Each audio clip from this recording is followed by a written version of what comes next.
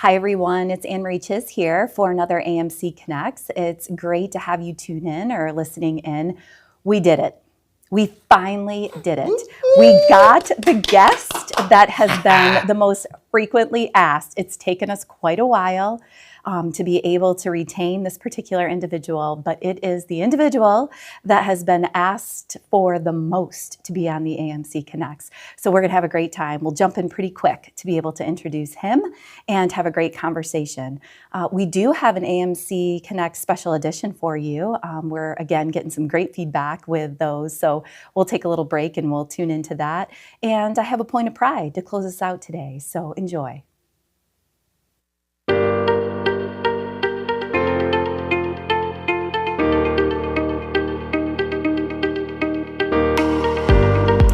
Welcome back, everyone. Well, as promised, I think at the beginning of the year, I made a few pretty big leaps and promises that we would have more physicians on AMC Connects. We might have some community-based people and experts to come on AMC Connects. Last episode, we did follow up on a great question that we had from the workforce. And so if you hadn't tuned into that, it was really around financial wellness. So if you, again, didn't see that one or listen to it, please do, and or pass it along to maybe people that you connect with that might be feeling the pressures. I think it's almost all of us. I really do. We talked quite a bit about that on last week. So please take the time to hear that out. But since the very first pilot podcast, if you remember way back then, for those of us who've been with us the whole time, right, Chuck? That's right. We have had a single individual that has been asked for the most on AMC Connects. And this is unsolicited. I have not gone out and asked people, who would you like to have on AMC Connects, more so than just the general shout out through the mailbag. And but this particular person, people have come to me and said, you just have to have him on. So without further ado, I'm here in AMC Connect studio with Dr. Sam Molica. Dr. Molica, welcome. Yay! Thanks for having me. I know. It is so good to have him. True story. I know I talked to you a little bit about it when I was trying to recruit you into being a part of one of the episodes. And you came right to my office to ask what I wanted to talk to you about. And I said, you are the most frequently asked person to be on AMC Connects. Why do you think that is? It's a good question. I have no idea why, but if people want to hear me talk, I'll talk. Oh, I'm so glad. Well, I feel like I know why. And maybe I'll start with that because there's lots to talk about with you. But I really have a sense that you are the 360 package. You are an individual that I hear, we connect, and we have since I first got to Rome, because you were here before me, right? So months, but yeah, okay. And so we've connected quite a bit, but largely I think it's because you're a great surgeon. We're going to talk a little bit about that. And what I mean by great surgeon is not just like trying to butter you up, but your outcomes are awesome. Patients say it, and the outcomes that we track and trend and watch. So I can't wait to talk a bit about that. But our workforce just really enjoys working with you. And it's everyone. It's advanced practice providers, it's staff that are trying to do their work even in scheduling, or our plan ops staff. It's like the whole workforce that has had the chance to interact with you speaks very highly of you. And then, of course, your peers, physicians and the medical staff always speak very highly of you. So just to maybe unpack it a little deeper, how are you so well liked? I would like to be really well liked. So I'd like to learn. I don't know. But I think a little bit probably has to do with I was 18 or 19 when I first started working in a hospital. Mm-hmm. I've done ER admissions. I've been a gopher in the radiology department. I've done surgery scheduling. I've been a unit clerk. So I've kind of done all the jobs from walking in the door to, a surgeon. So I have a vague idea of what everybody's been through, what their job is. So I think that makes it easier to kind of connect. Like I said, I understand what kind of goes into a lot of the jobs that I used to do. Mm-hmm. So like I said, I kind of know what everybody's going through. I know what the hard parts of their job are, because I've probably done it in some way, shape, or form at one point or another over the years. Gosh, I don't think I knew that. Yeah. Well, thank you for carrying it through. That's why Austin gets such a long leash. I used to do his job. I like that, Austin. He is awesome. It's a tough job, right? Being in the operating room, trying to coordinate all that. But you used to do that.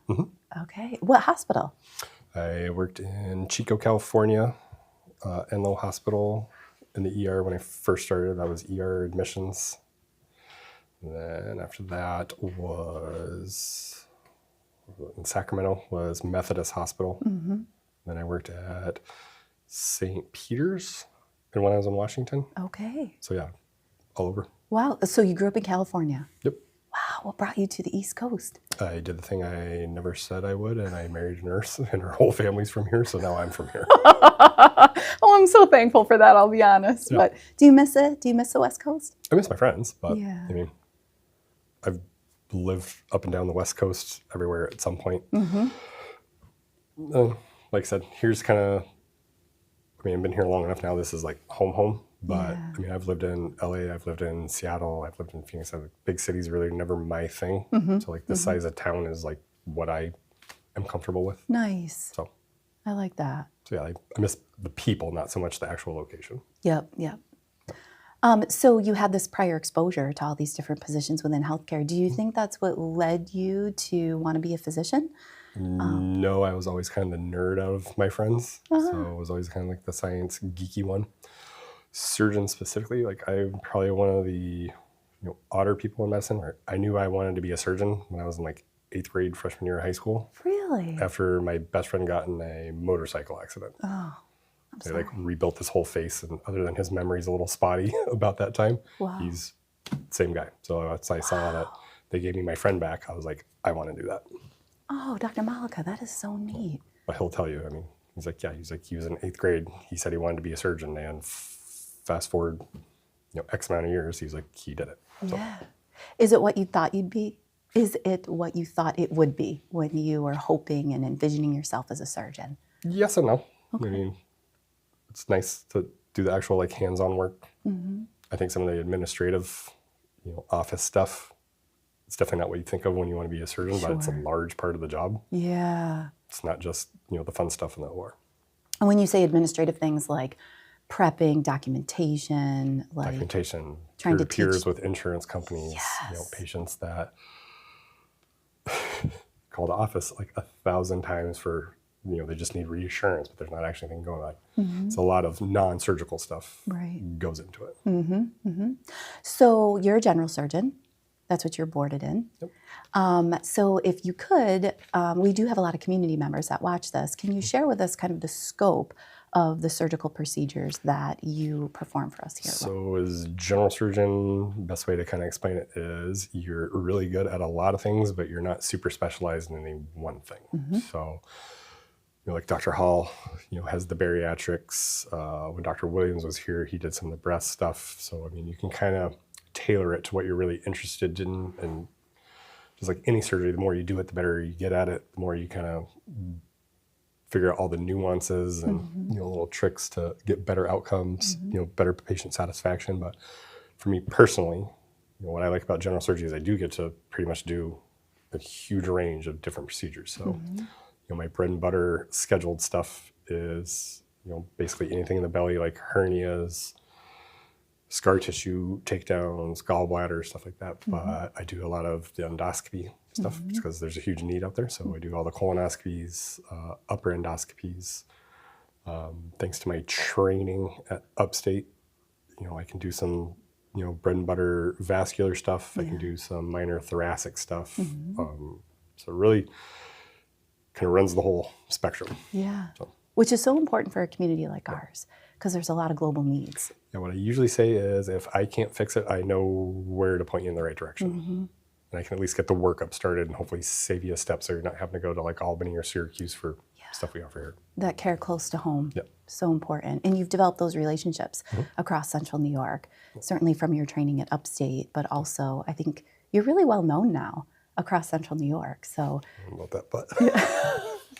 So I mentioned a little bit with outcomes and part how I communicate quality outcomes to the community is that you come out of care at Rome as you were intended to.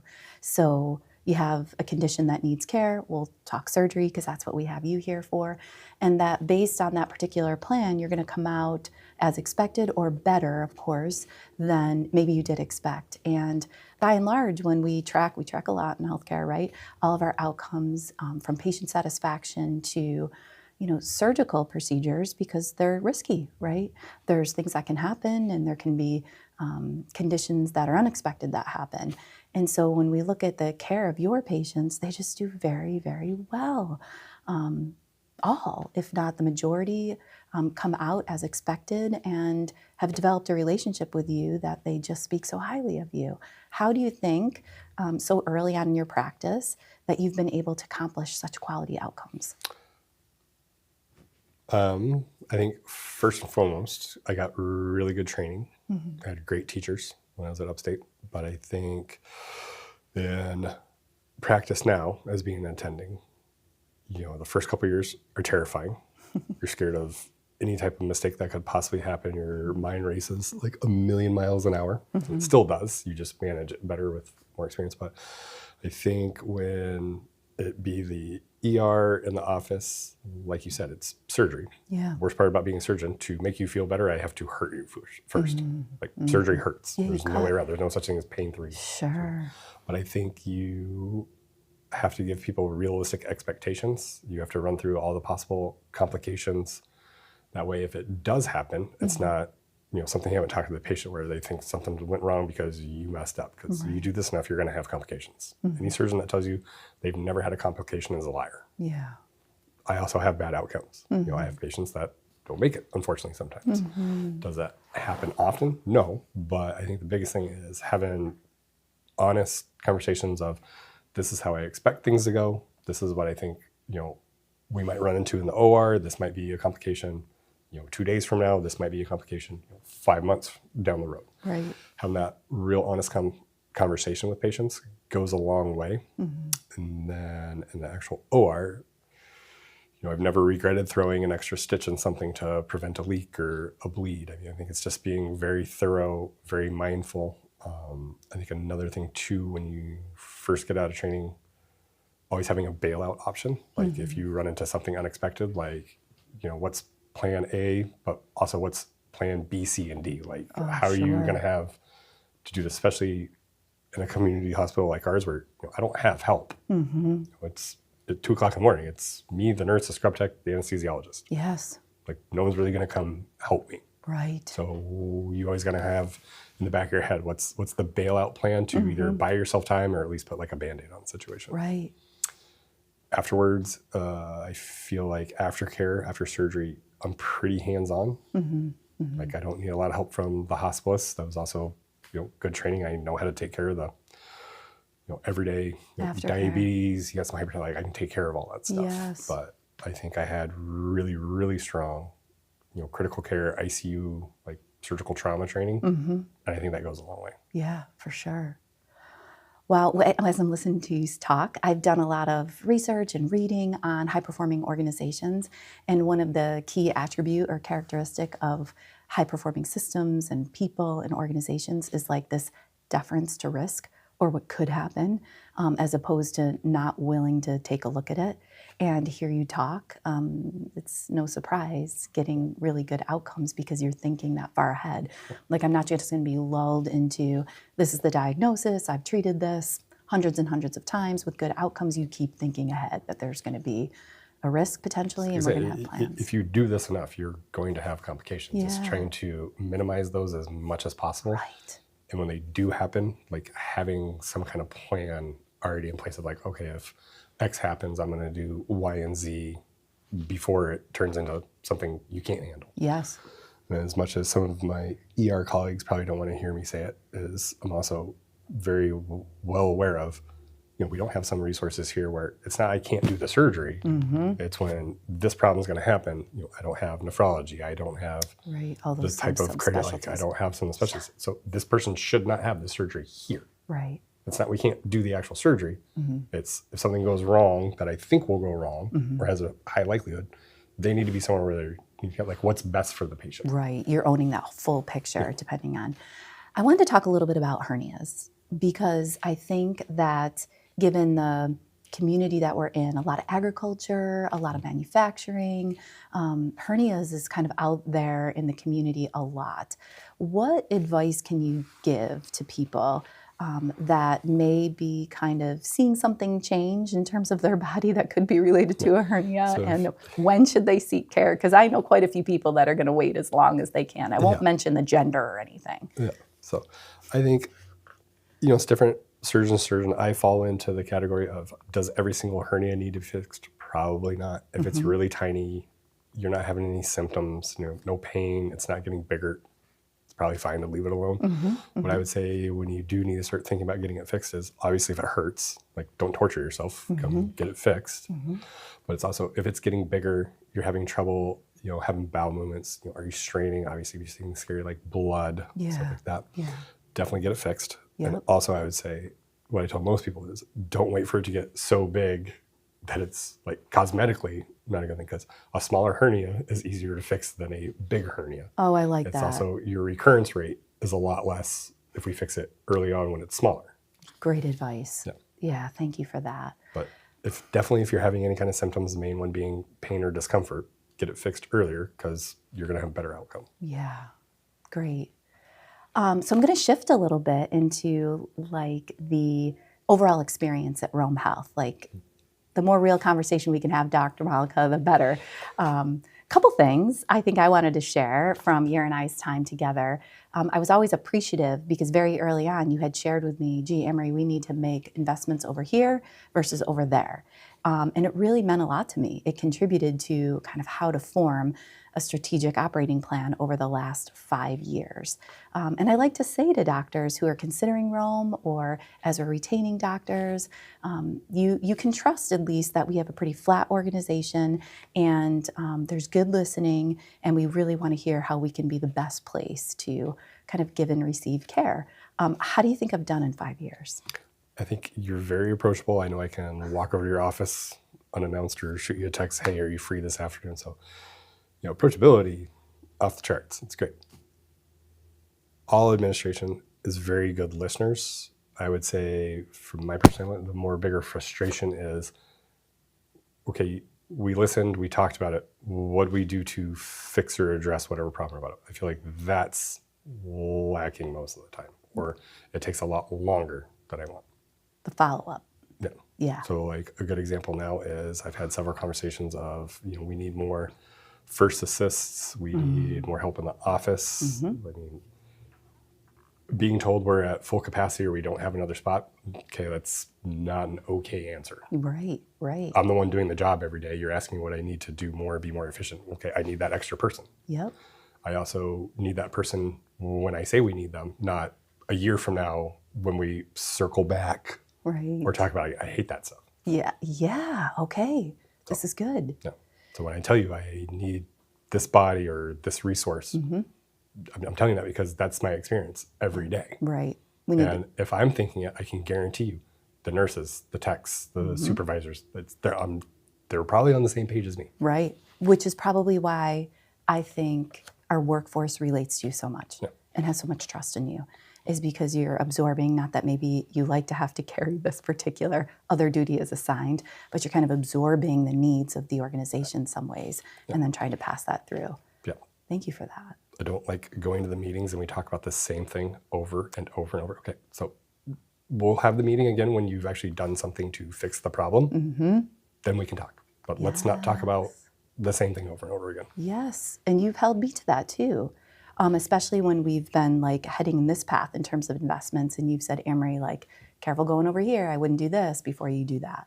And we had a couple of those conversations, which I did listen to and did shift for a lot. Yes. Everybody's very good at listening. Yes. Let's see some action though. Yes. Okay. Okay. Have you seen, like, overall, with the capital improvements, has that been something that you've found has been helpful in terms of any part of the comprehensive care we're looking to? You're talking about like the new OR? Yeah. I definitely think now that we got the pre-op and PACU all kind of streamlined. Oh, yes. Still some wrinkles to iron out, but yeah, it's definitely better than going up to the 4th floor and where's the patient? Oh, you just passed him in the elevator. And so that's definitely a lot nicer. Great. Having endo there too. At least for me personally, it's just less walking around a million parts of the hospital, getting my steps in. Yeah. So. That's good. That's good. Well, thank you. Well, we are going to break for that special edition that we talked about at the beginning. And stay with us because we're going to get a little deeper with Dr. Molica as we started and maybe a little personal. So stay with us.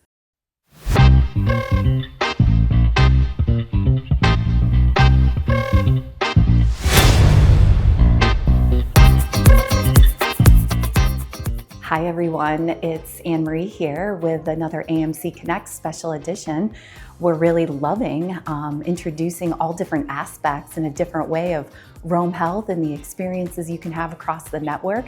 We're at a really special place this morning at Ahsi Wellness by Rome Health here at the Turing Stone.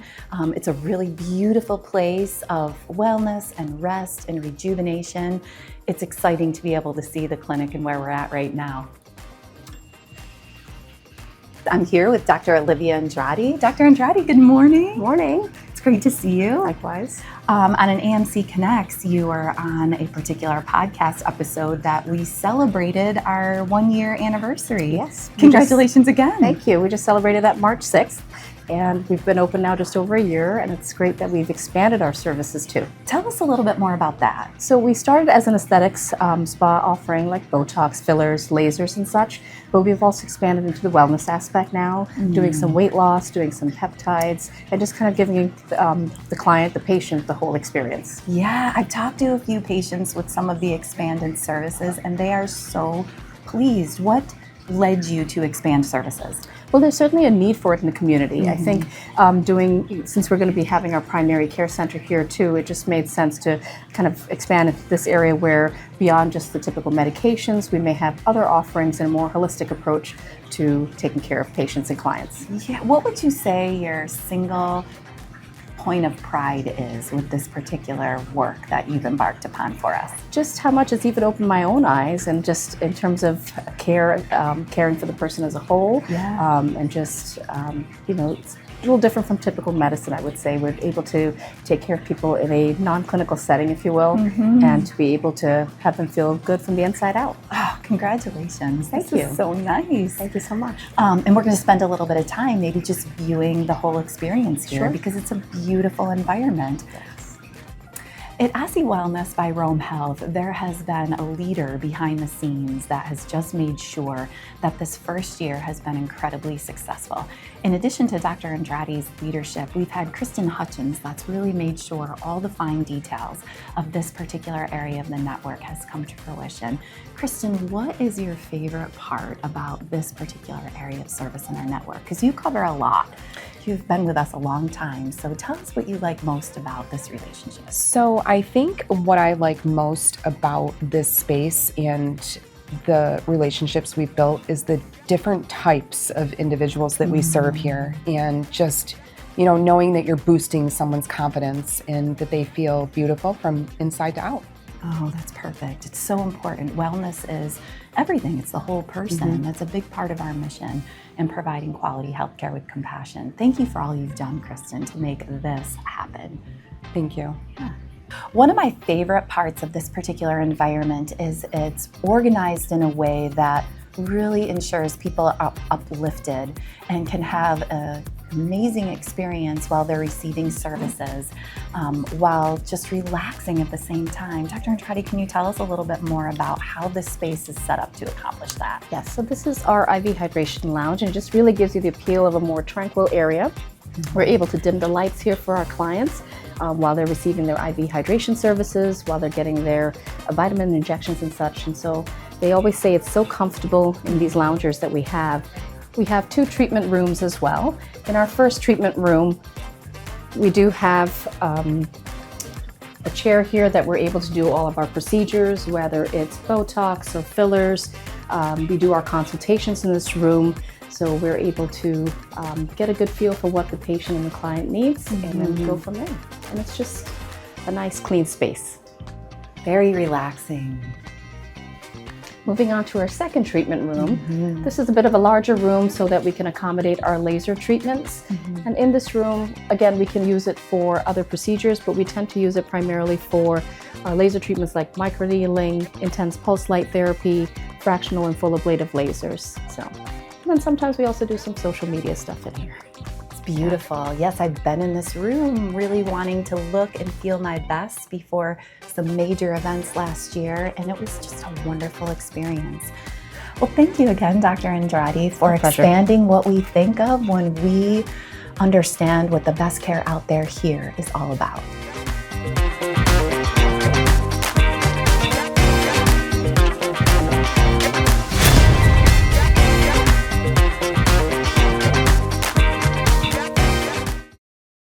Welcome back, everybody. We're with Dr. Sam Molica, and we're going over kind of a wide range of who he is and what he's brought to the community of Rome, certainly Rome Health, and the great care he's provided our patients and the excellent collaboration that he does with our workforce, with administration. We've talked about a few pain points, but I did want to start this kind of latter half of this segment with, I've shared this with Dr. Molica, and I know he knows, but I don't know that the community at large knows that a big reason why we were able to initiate our capital plan for surgical services is because of really the time you spent with a patient that ended up being a patient that really contributed as a lead donor. Our Kaplan Surgical Services wing has largely been initiated by the care that that particular family could see you taking the time out and providing.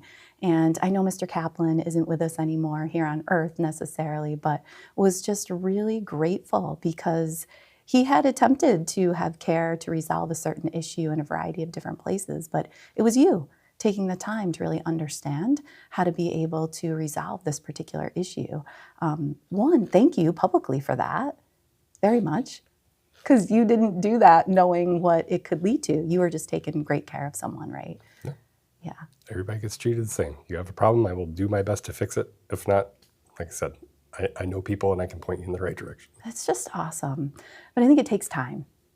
Like you actually have to take time with people, right? You have to remind yourself all the time, especially as you've done this longer, is anytime I see you, be it in the hospital or the office, it's a normal day for me, not a normal day for the patient. Yes. So you always got to remind yourself is, as busy as we get, you always have, 10, 15, however many extra minutes to talk to somebody, do a good exam, go back and look at results. Like, it pays off in the long run for sure. It does. And I think especially at that time, because it was nearly 5.5 years ago, I do put us in the we category, we're working really hard to establish another level of trust for this community. And I had said often when people say, wow, AnneMarie, like trust is really becoming well established at Rome Health. I try to take that in and be like, thanks, I wish it were me. But it really has come from the time that our medical staff, you always are in the forefront of my mind, but others who had really continued to take the time with patients to establish that trust in that they can trust you, whether it's you that's going to take care of them, or to your point, refer them to the best place to get the best outcome, and seeking and having care provided at Rome. So thank you very much. And that's on behalf of obviously patients, right, that have given that feedback. I know that's not your favorite probably part of the segment, but it's well deserved. So I wanted to make sure I got that in. Thank you. Yes. So Dr. Molica, kind of going a little bit deeper, Rome Health overall, you have been here for some time. So we talked about a couple of the pain points. We don't like getting caught in the paralytic circle because you have a high standard, high expectations. We need to keep rounding it out. But you're here. Are you glad you're here? Mm-hmm. Yeah. Like I said, I feel like, once upon a time I thought I wanted to be a, surgical intensivist, trauma surgeon. That quickly changed. And this is exactly, the kind of practice I want. It took a few years to figure out what, I should or shouldn't do, could or couldn't do. But yeah, I feel like I have, pretty wide scope of, I get to do a little bit of everything. Yeah, so needed. Yeah. you disclosed that you have married an amazing person and kind of established roots here. You have a family, like a super cool son. It's pretty awesome. Yes, it is pretty awesome. It's great. You were just sharing a little bit about what is he up to now? He is doing his best at T-ball. Seems to really enjoy it. But no, he's a great kid. He has his little temper tantrums, like every little kid now and then. But no, for overall, he's awesome. We're going to try soccer in the fall. We'll see how that goes. Pretty excited to hopefully get him in the pool this year. Oh, nice. Swimming, he made some pretty big leaps and bounds last year. So hopefully this year that continues. But need to get a little bit warmer first. Sure. So for those prospective doctors or APPs, certainly providers, that we might be looking to recruit and retain, what would you say about starting a family or establishing roots in this community? Oh, you definitely have great work-life balance. Well, when you're at work, it can be stressful. It can get overwhelming. Everywhere has good and bad days, but I say overall, yeah. I mean, when people say like, oh, why surgery? Why this? And that must be really stressful. I'm stressed when at work, but like I'm home at a reasonable time, 95% of the time if I'm not on call. I mean, it's pretty easy to plan and do things outside of work with family, friends, vacations. So I think if you get into a good group, which I think the surgical group, we're all pretty good to work with. Yeah.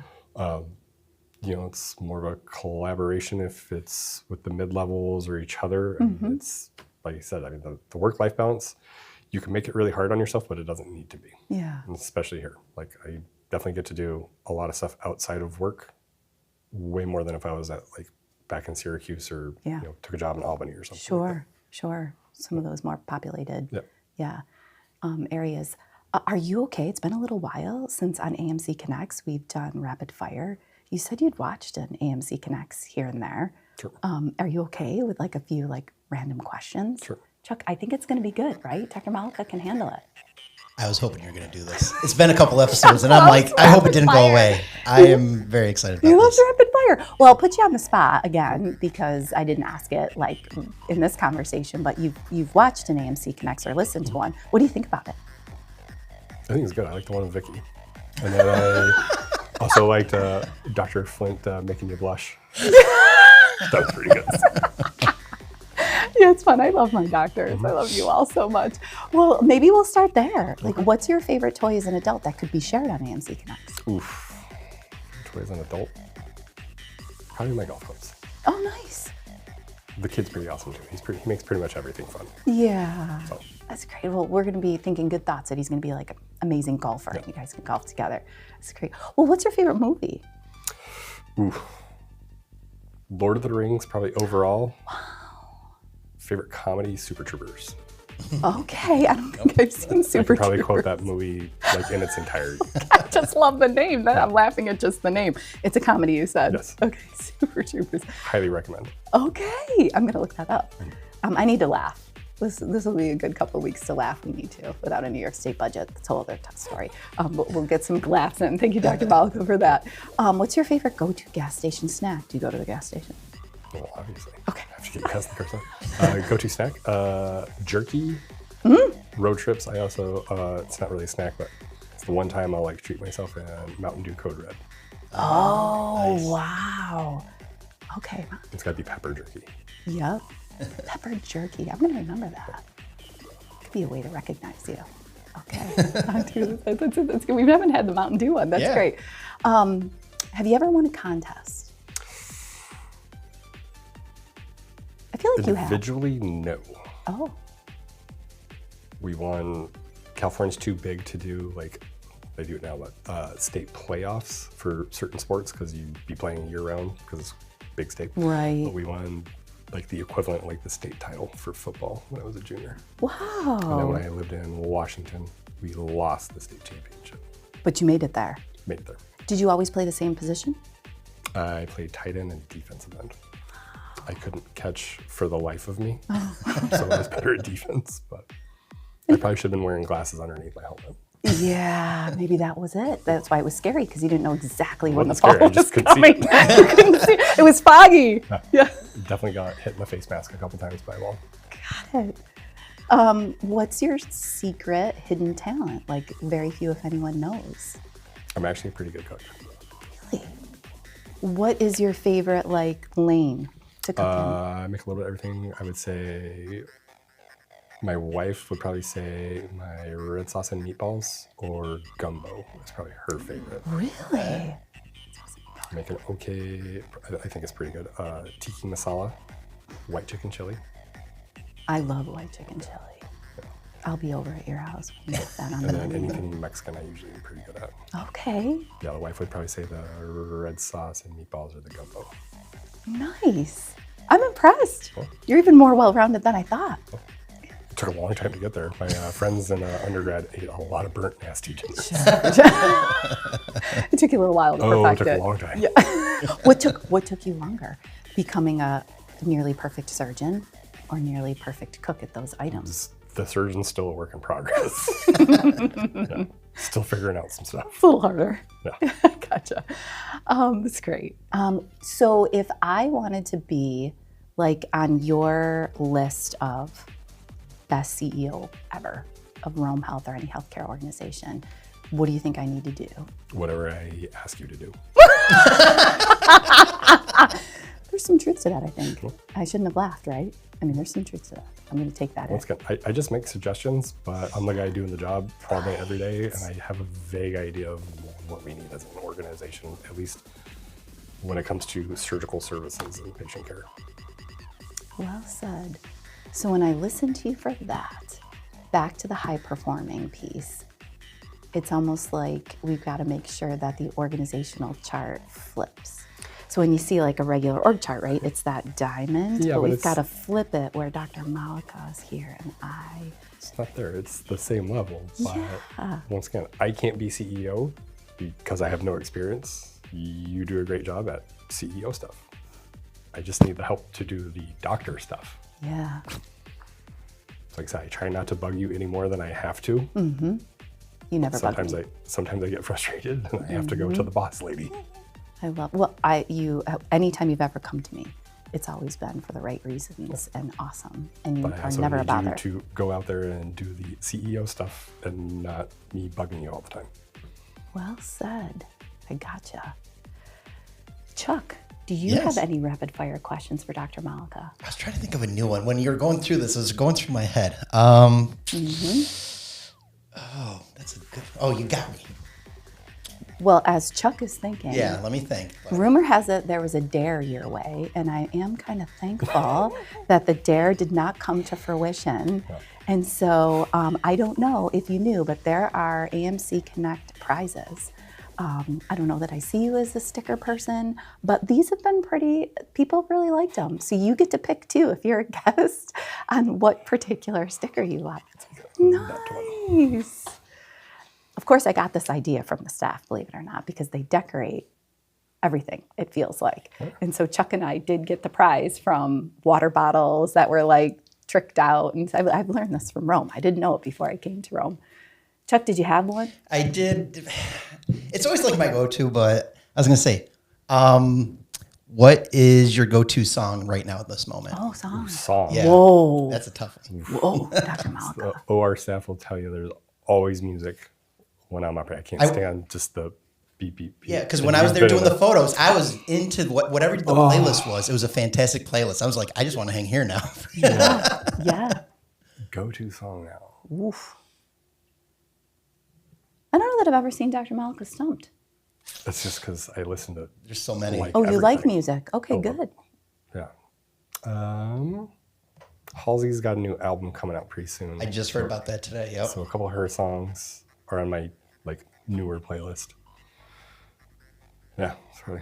Okay. So waiting for the whole album to drop, but There you go. yeah, I listen to everything. Well, I'm really grateful to have snagged you. I know how busy you are, and you were booked, and people are on a waiting list to get to you. Thank you. I did not let your nudge slip by any stretch. So we have to promise each other you will be back on an AMC Connects, and we're going to talk about all the improvements to continue to make sure that surgical services is running so smooth that it's like the greatest surgical services in the nation. Yep. Right? Fair? Perfection is not obtainable, but it should always be the goal. Excellent. So you'll be back on. The audience can expect you back on, and you will hold me accountable to how we're doing. Yep. Awesome. Well, everybody, if you see Dr. Molica, please make sure that you high-five him. He is such an amazing asset. Is it okay for people to high-five you? Always. Awesome, yes. High five, Dr. Molica. In all seriousness, just an amazing pillar of our Rome Health community. And for the community members that might be watching us, I can speak for other patients, many that I've heard from. Dr. Molica and the team in surgical services in the office are really open to making sure people can get in. Questions like Dr. Molica shared, if he can't fix it, or one of his colleagues on the general surgery team, he has great connections and always wants to make sure that the patient-centered best outcome is of the most importance and on the forefront of his mind always. We're going to close with a point of pride. This week I received a wonderful, grateful patient, and please tune into this particular patient, maybe similar to something Dr. Molica said. Really wanted to make sure that this gratitude gets to who matter the most, which is our frontline staff. And so this is Dear Rome Health Administrator. I recently spoke with Anita and Cheryl in your scheduling department. They were both professional and helpful with scheduling my CT scan. They truly made it very easy for me to change my CT scan to an earlier appointment to help me get answers sooner regarding my health issue. I truly appreciate what they did. Also, when I checked in at the hospital in the front and also radiology, the clerks were pleasant and professional, and the CT staff that did my CT scan were excellent. These employees showed pride in the work and care for their patients. Thank you. And in parentheses, he said, I hope they get recognized for their great work that they do. Thank you, everybody, in both those departments for your care and your compassion. It's how we have the best care out there here.